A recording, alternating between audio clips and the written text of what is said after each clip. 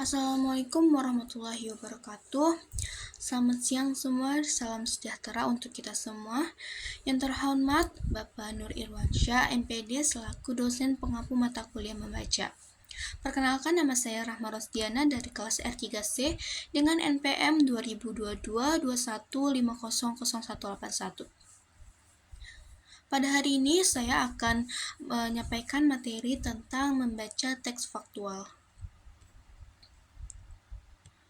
Materi yang akan saya sampaikan itu ada hakikat teks, teks dan genre, dan membaca kritis teks faktual. Yang pertama ada hakikat teks. Pada dasarnya, kita berkomunikasi dalam bentuk teks, baik teks lisan maupun tulis.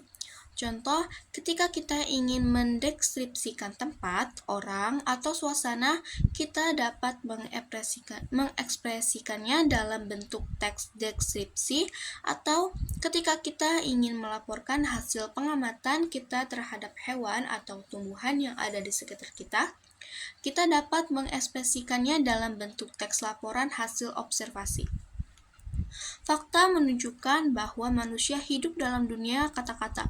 Apabila kata-kata dirangkai untuk mengomunikasikan gagasan atau makna, sebenarnya kita telah menciptakan teks, menurut Anderson 1997. Pada dasarnya kita telah menginterpretasikan makna teks ketika kita tersenyum, dan senyum kita mempunyai makna. Maka sebenarnya senyum adalah teks. Ketika kita membaca rambu-rambu atau tanda-tanda berbentuk simbol, rambu dan tanda adalah termasuk juga teks. Selanjutnya itu ada teks dan genre. Teks atualitas proses dan produk sosial yang memiliki kaitan erat dengan konteks. Teks merupakan aktualisasi dari 3 unsur konteks, yaitu field, tenor, dan mode. Kesatuan dari ketiga unsur konteks ini juga disebut dengan register, atau sering disebut situasi komunikasi. Register memiliki peran penting, yaitu menentukan pilihan bentuk atau struktur teks yang akan digunakan dalam peristiwa komunikasi. Register adalah istilah yang digunakan untuk menentukan ciri individual suatu teks berdasarkan konteksnya. Mepresentasikan wujud teks yang sangat ditentukan oleh register, yaitu konteks komunikasi yang meliputi field, tenor, dan mode.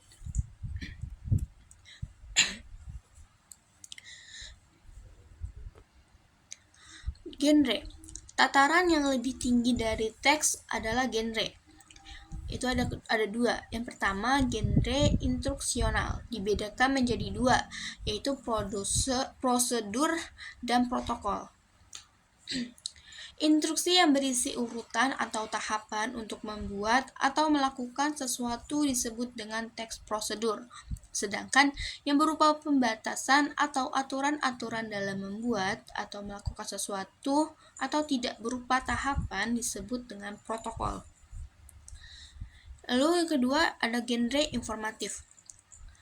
Dikategorikan sebagai teks deskripsi, namun jika pemaparannya umum disebut dengan teks laporan. Pada genre informatif, jika diinformasikan peristiwa tanpa ada komplikasi dan disajikan secara urut disebut cerita ulang. Namun jika tidak ada tahapan atau urutan, dikategorikan sebagai teks observasi. Genre informatif yang diinformasikan peristiwa yang berkonflik dengan tujuan untuk menghibur dikategorikan teks naratif atau juga drama, film, novel, dan cerpen. Namun, jika tujuannya hanya sekedar menjelaskan sebuah cerita, misalnya cerita yang menjelaskan mengapa ular tidak berkaki, dikategorikan sebagai just story menurut Martin dan Rose 2008.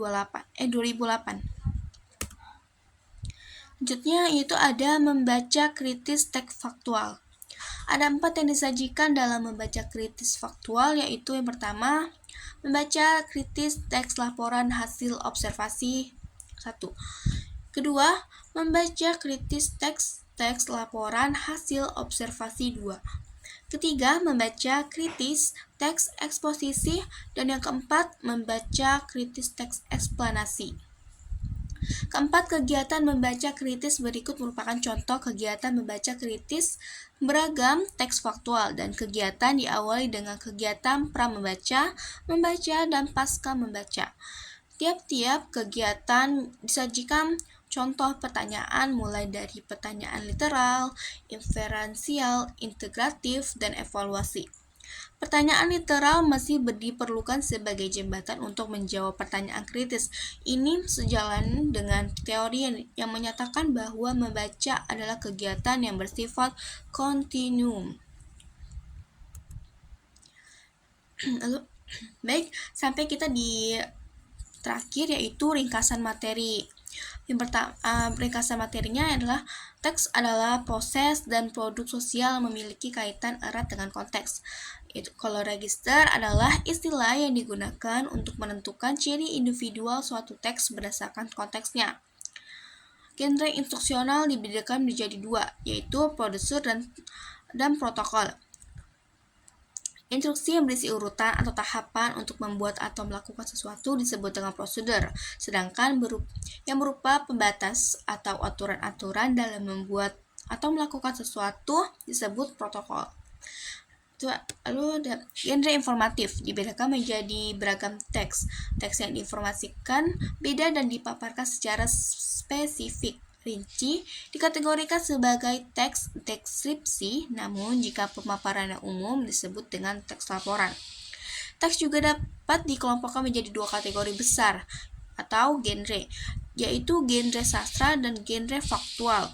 Genre sastra bertujuan untuk mengajukan emosi dan imajinasi pembaca atau penyimak untuk tertawa, menangis, dan merefleksi diri atau mensucikan diri atau katarisis. Baik, sekian pemaparan materi dari saya. Kurang lebihnya mohon maaf. Wassalamualaikum warahmatullahi wabarakatuh.